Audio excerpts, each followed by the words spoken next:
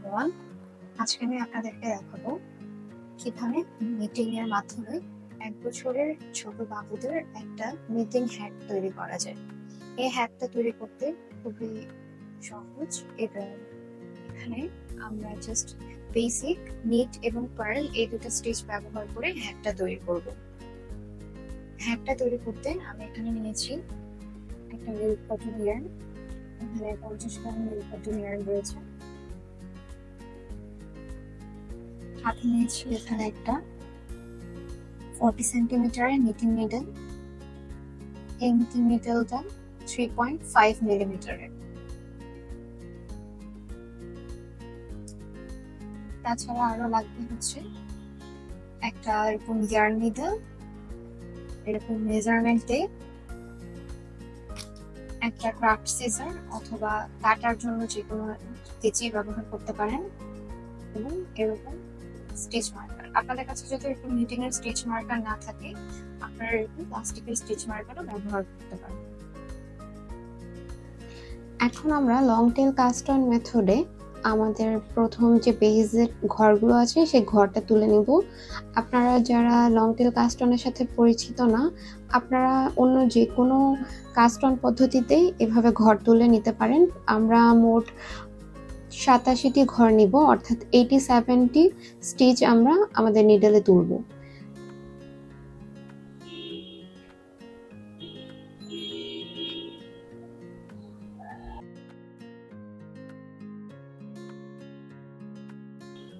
Caste on করার সময় আপনারা খেয়াল রাখবেন যেন স্টিচগুলো খুব বেশি টাইট না হয়, কারণ স্টিচগুলো টাইট হয়ে গেলে বুনতে অনেক অসুবিধা হবে।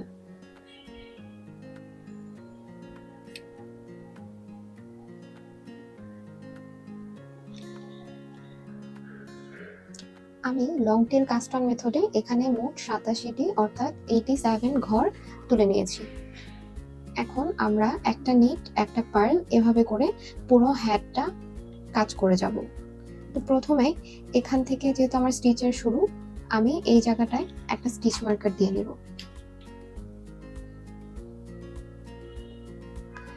আর এই যে সুতার যে এক্সটেনশনের অংশটা, এটা আমার এই ডান হাতের নিডলের সাইডে এই সুতাগুলোর যে ঘরটা আছে সেই ঘরগুলো থাকবে।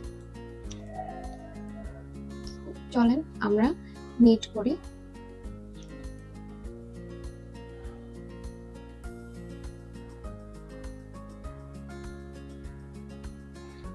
প্রথম স্টিচটা নিট করলাম। এবার সুতাটা সামনে নিয়ে এসে পরের স্টিচটা পার্ল করব।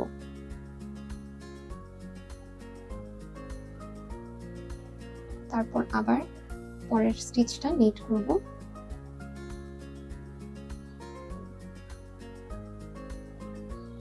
আবার সুতাটা সামনে নিয়ে আসবো, এনে তারপরের স্টিচটা আমরা পার্ল করব।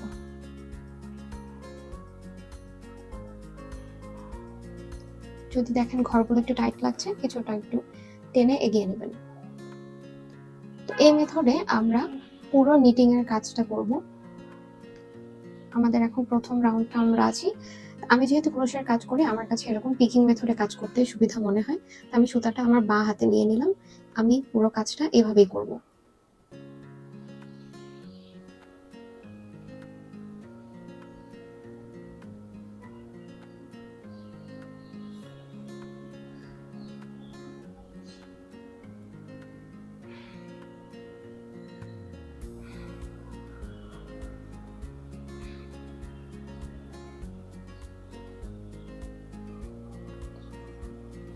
তা আমি আমার কাজটা শেষ করছি, তারপর ফিরে এসে আমি আপনাদেরকে বাকিটা দেখাচ্ছি।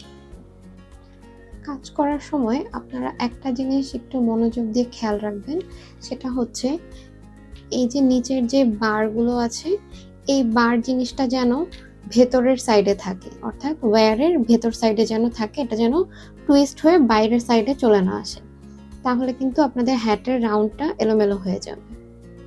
আর এখানে এরকম গ্যাপ দেখে ভয় পাবেন না, এটা লাস্টে যখন আমরা শেষ করব তখন জিনিসটা ঠিক হয়ে যাবে। তো আমার প্রথম রাউন্ডে নিট করা শেষ। এখন আমি যেটা করব, আমি এই স্টিচ মার্কারটা রিমুভ করে নিচ্ছি। রিমুভ করে নিয়ে আমি এখন এই যে ডান হাতের নিডলের প্রথম ঘরটা এবং বাঁ হাতের নিডলের প্রথম ঘরটা, এই দুটো ঘরকে আমি কানেক্ট করে দিব। তো কিভাবে আমি কানেক্ট করছি একটু দেখেন। প্রথমে আমি বাঁ হাতের নিডলের এই ঘরটাকে ডান নিডলে নিয়ে আসলাম। এরপর এখানে যে সেকেন্ড স্টিচটা দেখা যাচ্ছে, অর্থাৎ ডান হাতের প্রথম ঘরটা ছিল এটা, সেটাকে আমি উঠিয়ে নিয়ে আসব এই প্রথম স্টিচটার উপর দিয়ে এনে আমি বাঁ হাতের নিডলে যে ঘরটা আছে সেটাকে ছেড়ে দিচ্ছি। দিলে আমার হাতে এই ঘরটা এখন থাকবে। তারপর আমি একটু সুতাটা টেনে টাইট করে নিব। এবার আমি এই স্টিচ মার্কারটা দিয়ে নিলাম। দিয়ে এখানে দেখেন প্রথমে একটা বারের মতো আছে, মাইনাস চিহ্নের মতো দেখতে, এটা হচ্ছে আমার পার্ল স্টিচ। আর একটা দেখেন এরকম ভি চিহ্নের মতো আছে, এটা হচ্ছে আমার নিট স্টিচ। তো অর্থাৎ এই দ্বিতীয় রাউন্ডে আমরা যেখানে পার্ল স্টিচ আছে পার্ল স্টিচের উপর পার্ল স্টিচ করব এবং নিট স্টিচের উপর নিট স্টিচ করব।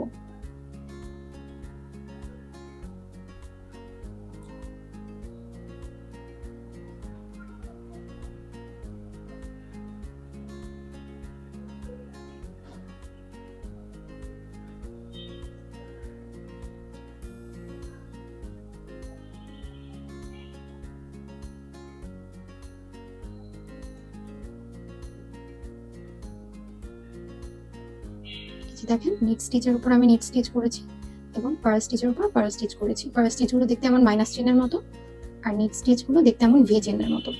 তো আমি এই একই পদ্ধতি ব্যবহার করে পুরোটা আবার করছি। এরপর আমি আপনাদেরকে দেখাচ্ছি পরবর্তীতে আপনারা কি করবেন। আমার সেকেন্ড রাউন্ডটাও বোনা শেষ। এখন আমি থার্ড রাউন্ডে চলে এসেছি।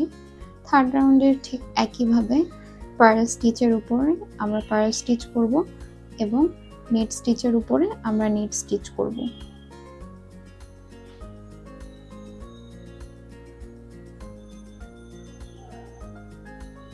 আপনারা চাইলে স্টিচ মার্কারটা সরিয়েও নিতে পারেন।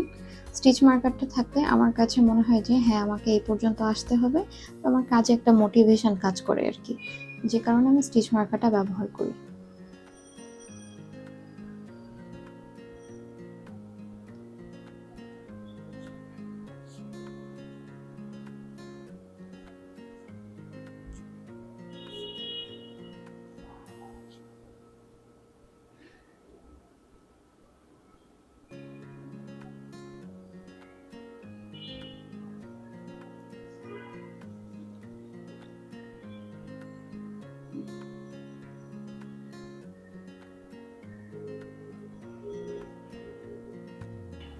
তো আমি নিটিং এর একদম শেষ পর্যায়ে চলে এসেছি। এখন আমি আপনাদেরকে জাস্ট লাস্ট রোটা করে দেখাবো।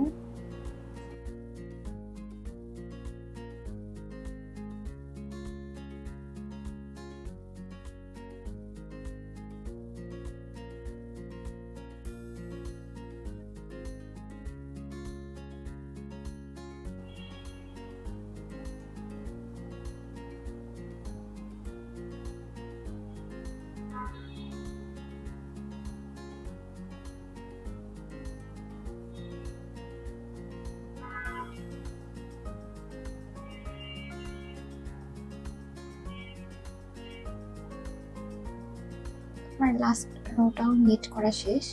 এখন আমি স্টিচ মার্কারটা খুলে ফেলবো। আমার একদম শেষ পর্যায়ে এসে আর এতটুকু সুতা বাকি ছিল। তো এই পর্যায়ে এসে আমি একটা বড় নিডল নিচ্ছি। এই নিডলটার আমি ইউজ করব হচ্ছে এই রাউন্ডগুলো বন্ধ করার জন্য। তো আমি এখানে আগে দেখিয়ে দিচ্ছি আপনাদেরকে যে আমার টুপিটা কত ইঞ্চি লম্বা হলো।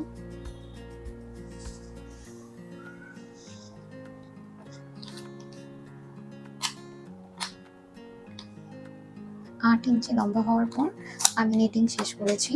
তো 8 ইঞ্চি লম্বা আমি এই জন্য করেছি যেন এটাকে আমরা এই ব্রিমের অংশটুকু এভাবে ফোল্ড করে দিতে পারি।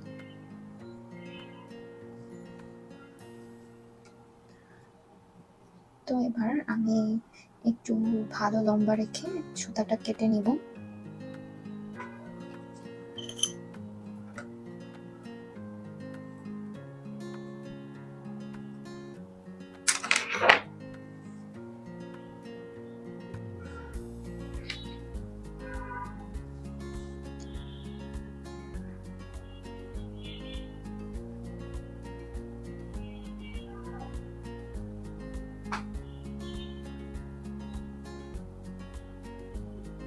এবার আমি যেটা করব,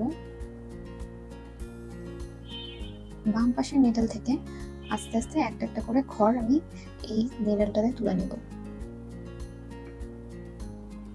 আমি সবগুলো প্যারাল ওয়াইজ তুলছি।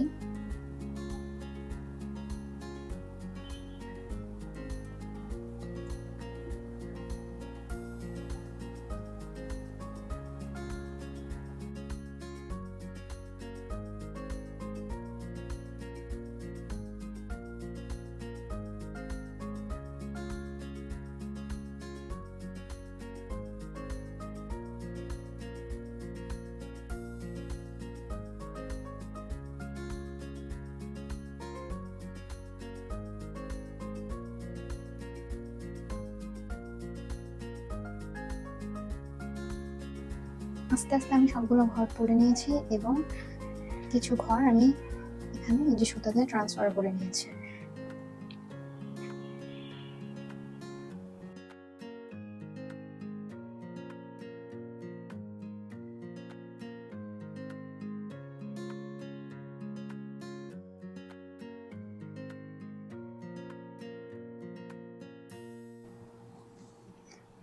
এই যে দেখেন, এবার আমি এই পুরো সুতাটা টেনে নিব। যতটা সম্ভব আপনারা ভালো করে একদম ক্লোজ করে নেবেন।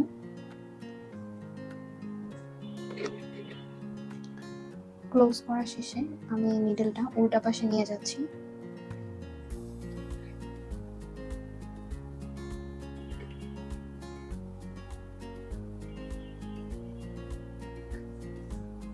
এখন আমরা হ্যাটের উল্টা সাইডে আছি, আমি এটা যতটা ভালো করে সম্ভব ক্লোজ করার চেষ্টা করছি।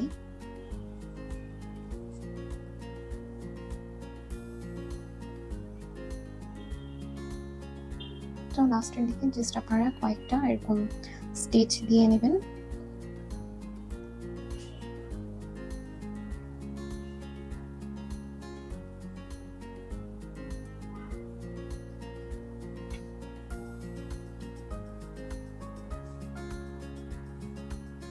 স্টিচের পার্টটা কিন্তু উল্টা সাইডেই হবে।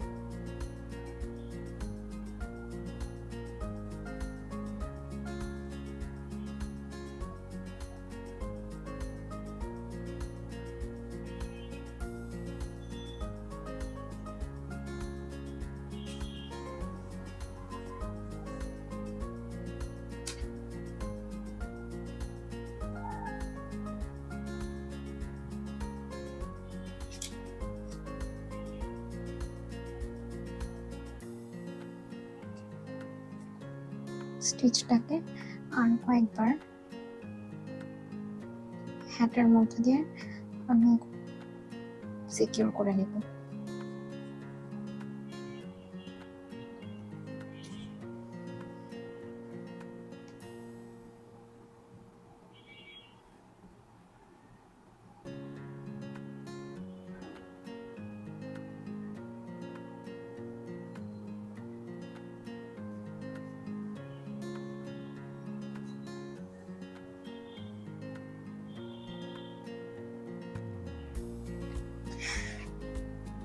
তো আমার সিকিউর করা হয়ে গিয়েছে।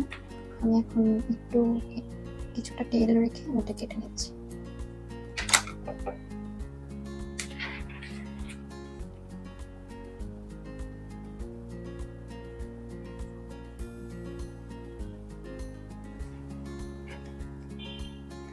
এটা হচ্ছে আমার টুপিটার ফাইনাল লুক।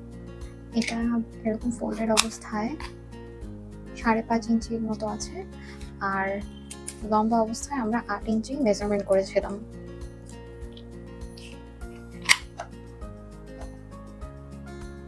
যেহেতু এখন আমরা স্টিচ দিয়েছি, স্টিচের পর কিছুটা কমে এসেছে। আমি এখন একটা এরকম ছোট সাইজের ক্রোশে হুক দিয়ে এই যে প্রথম দিকের যে টেলটা আছে এটা আস্তে আস্তে হাইড করে নিব।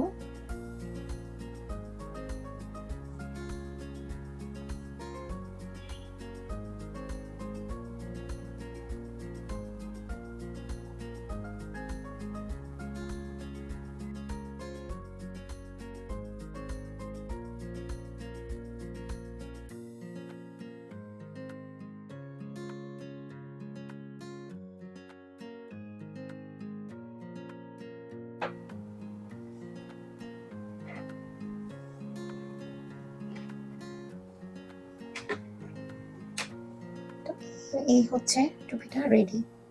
আপনাদের যদি মন চায় তাহলে এখানে একটা পম বসাতে পারেন, অনেক কিউট দেখে।